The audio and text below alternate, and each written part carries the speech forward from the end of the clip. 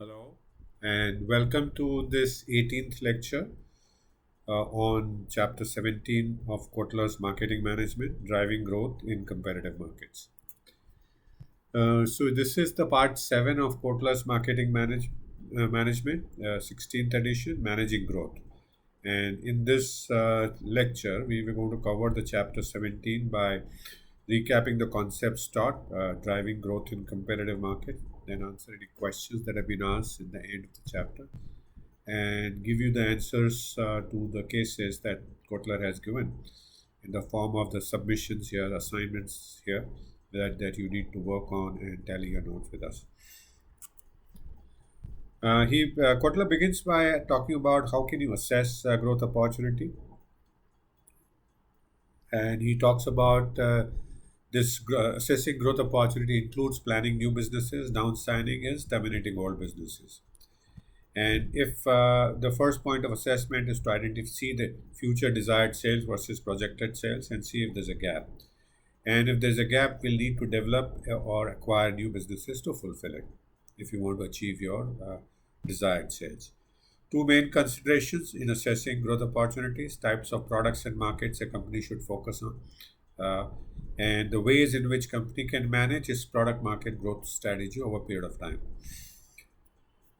Basically, for growth strategy, product market growth strategy coming from Ensoff, Iger and Soft, it's a if you have market penetration as a core strategy, that if you have a current customer, current market, you can go for market penetration, then market development, taking your current products to new markets, developing new products for current customers as product development, and going to completely new customer, new markets, and products as diversification. Let's look at each of these.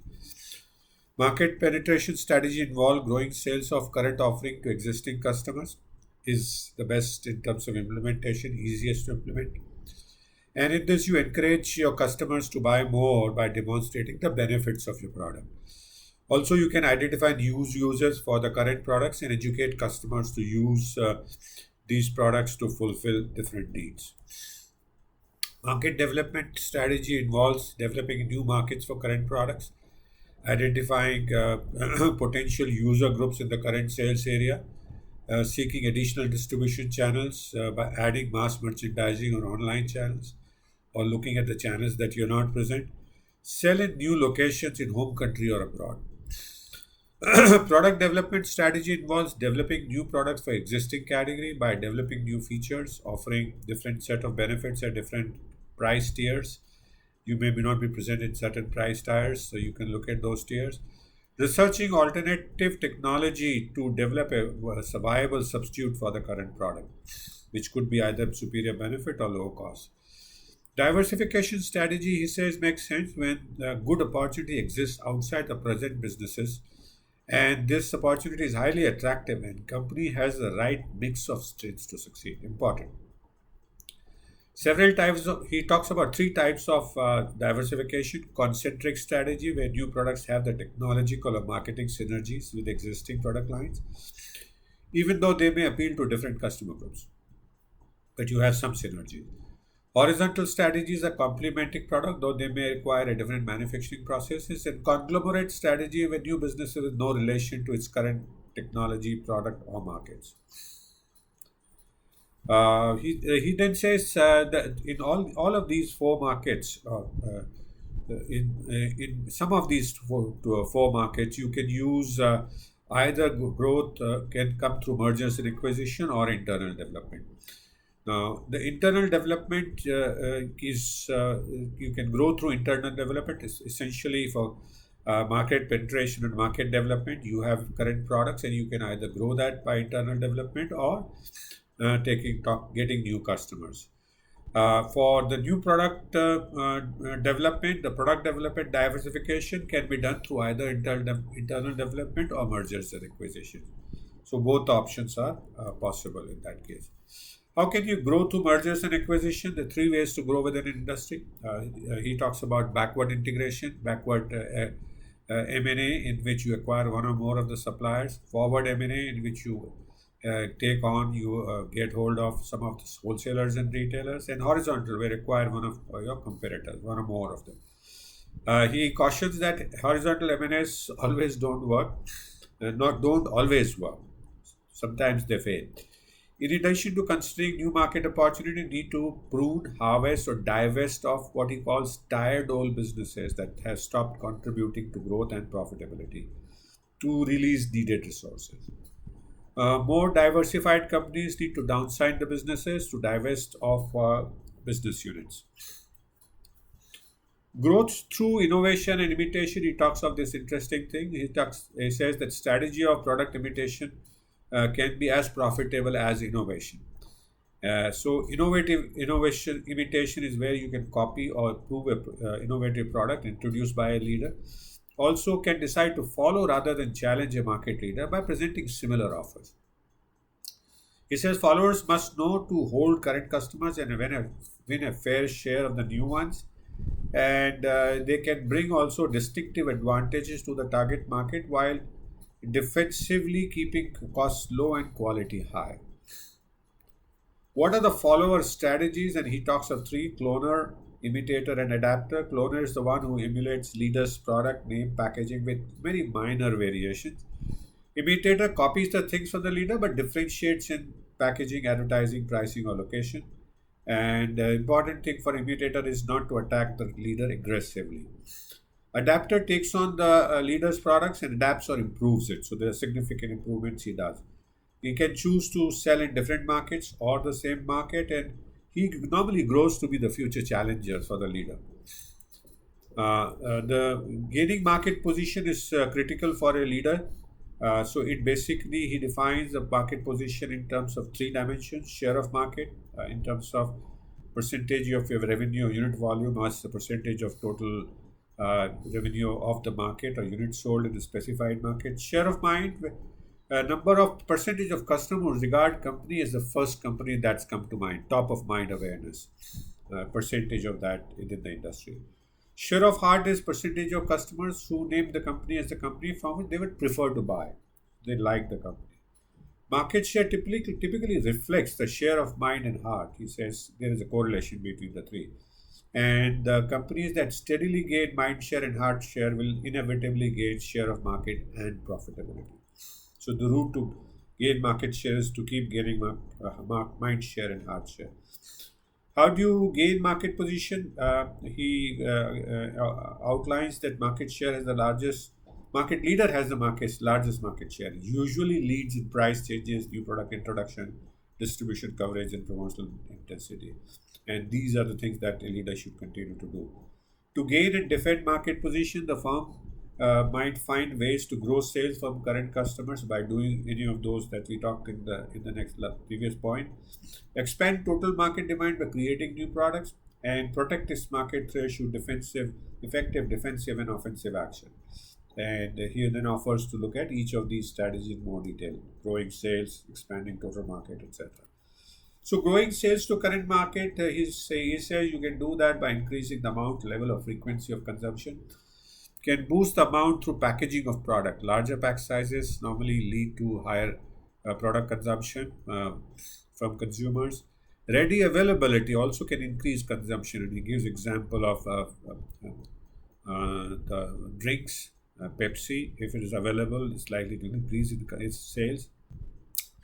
Increasing frequency of consumption requires identifying additional occasions to use. So, if you can identify more occasions that consumers can use and identifying completely new ways of offering, you can increase the frequency of consumption. Identifying new occasions to use, how can you do that? Marketing program can communicate the appropriateness, advantage of using a brand on several different occasions. And if you can communicate that, you have a good chance of doing increasing the your product being used, your brand being used on new occasions. Another opportunity he offers is to increase when consumers' perception of usage differs from the reality, and they fail to replace the product in time because they overestimate its life.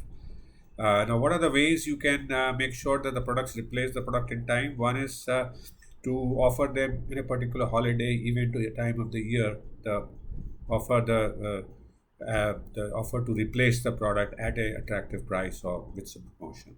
Other are to provide consumers with better information about when they first use the product and when they need to replace it. And the third he talks about incorporates gauges in the product to keep telling the consumers the current level of product performance being satisfactory, and if it goes down, the gauge can tell them to replace the product. How do you identify new users? He offers this solitary advice here by identifying new and different applications that can increase frequency of consumption. Creating new markets. How can the create new markets? Companies that plan to introduce a new product must decide when to do so, especially when you go into a new market. Being the first mover have its advantage, but it's also risky and expensive. Coming in later makes sense if the firm can bring superior technology, quality, or brand strength to create a market advantage. So you don't have to be necessarily the first mover. The first mover or the pioneer has certain advantages. Some of them are like brand recall by early users if products satisfy them. Also, the brand also becomes the product class attribute. Surf is a classical example. Captures more users typically because the pioneer always aims at the middle of the market, and the consumers stick to you because they have inertia to switch from you as being the current option. There are other advantages related to the product like economies of scale, technological leadership, patents, ownership of scarce resources and assets, and ability to create entry barriers. How do you sustain the advantages created by being a first mover, by being a pioneer?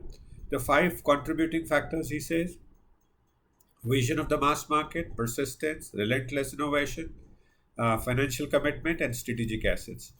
Moving early has shown to pay, but moving too quickly can be counterproductive if it is done at the expense of the design and execution of a product launch marketing.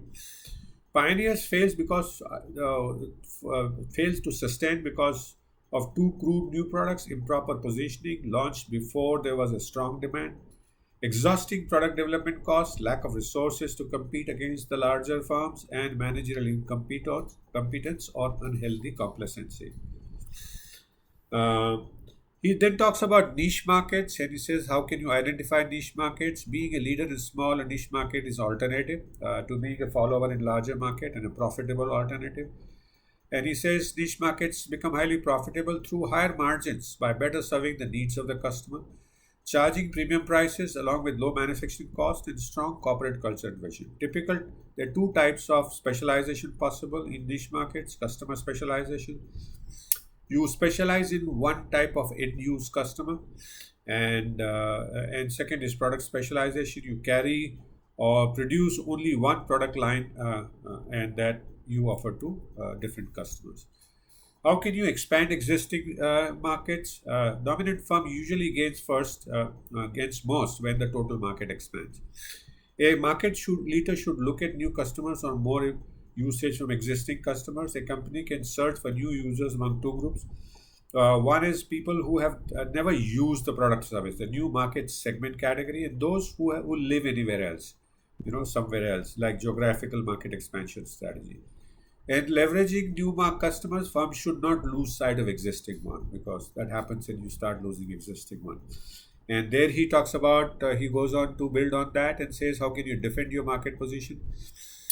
And he says, must actively defend the current markets while expanding the total size. This can be done by continuous innovation in developing new products and customer services, distribution effectiveness, and reducing the costs so that you continue to offer value and be ready to fight any onslaught by someone. Comprehensive solutions increase comparative strength and value to customers, and must choose a dominant firm can choose from six main defense strategy based on its resources, goals, and expectation about corporate reactions. Here he outlines those defense strategy. It could be position defense, where occupying the most desirable position in customer minds and making the brand more impregnable. By doing that, you defend your position. Flank defense: you erect outposts to protect the weak front of yours or support weak front or support a possible counterattack. So create flanks in your business. Preemptive defense: you attack first with guerrilla tactics across the market and keep everyone on the toes, off balance. Achieve broad market penetration by that signals competitors not to attack. Introduce stream of new products and announce in advance, signaling to competitors that they really need to fight extra hard if they want to come and gain market share from you. Offensive balance meets the attacker frontally and hits its flanks, or launches a pincer movement so that attacker will have to pull back to defend itself. Repositioning defense stretches its domain over new territories through market broadening and market diversification. And contracting defense withdraws from weaker markets and reassigns resources for the stronger one. He then takes us through the product life cycle. He says the company's positioning and differentiation strategy must change as the market and competitors change over the life cycle of the product. And he says is based on four key assumptions. The concept of life cycle is based on four key assumptions: that products have limited life, sales of products pass through distinctive stages, each posing different challenges, opportunities, and problems to the seller. Profits rise and fall at different stages of the life cycle, and it requires different functional strategies at each of the life cycles in terms of sales, marketing, R&D, etc., etc. This slide illustrates from his book the concept of product life cycle. So he talks about four stages: introduction, growth, maturity, and decline. And he says this can be used to analyze a product, category, or a brand. And he cautions that not all products go through all stages, and the length of each stage vary substantially by the product. So it's not one thing that fits all. Introduction is the phase that's a slow sales growth and non-existing profit as the product is introduced in the market. Growth in the phase, you see rapid market acceptance and substantial profit improvement. Maturity is when slowdown in sales growth happens because the product have achieved its most have been accepted by most potential buyers, and the profit stabilizes or declines because of increased competition. A decline is when sales slowdowns or goes down and drifts and profits start eroding.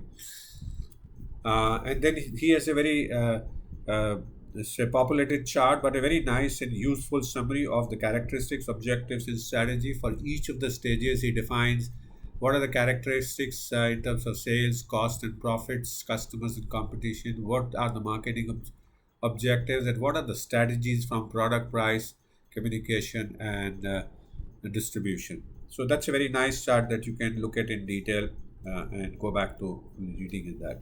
He says the product life cycle need not follow the classical bell curve. It could be have different kinds. There is what is called a growth slump maturity pattern, in which each characteristic for small kitchen appliances where sales grow rapidly, then they fall when the product then they fall to a petrified level sustained by late adopter buying the product for the first time and early adopters replacing it. So that's one alternate pattern. So the decline doesn't really happen there. Then the second one he describes as cycle recycle pattern, in which there is a primary and there is a secondary cycle, in which this is typically in the drugs company aggressively promotes a new drug discovery in the first cycle. Then this once the states sales start declining, another promotion push produces the second cycle. The third one, he talks of a scallop pattern in which the sales path through succession of life cycle reflecting the discovery of new product characteristics, usage in the users over a period of time. Lastly, last couple of things, he talks about fads and trends and defines fads as unpredictable, short-lived, and without social, economic, and political significance. Very interesting. Comes quickly into public view, are accepted and adopted by great zeal, peak early and decline very fast. So they have very short life. Acceptance cycle is short and they tend to attract only a limited following, searching for excitement of wanting to distinguish themselves from others. And he differentiates that with trends, that is a direction or sequence of events with momentum and durability. So they have momentum and durability, more predictive and durable than fads, and they reveal the shape of the things to come in future and can provide strategic direction. So, having looked at all these from the chapter, what do we do now? As usual, we have two cases for you to look at and answer the questions asked after reading the case. So, please do these cases given in the assignments and then compare your solutions to our. Learn from that. And if you have any differences or any major questions, do feel free to message so that we can discuss and learn mutually. And these two cases are Tribo Hotels and American Express. So thank you so much for watching this chapter 17th of Kotler's Marketing Management. Hope continue to recap well, continue to enjoy the recap, and I do look forward to see you again in the next lecture.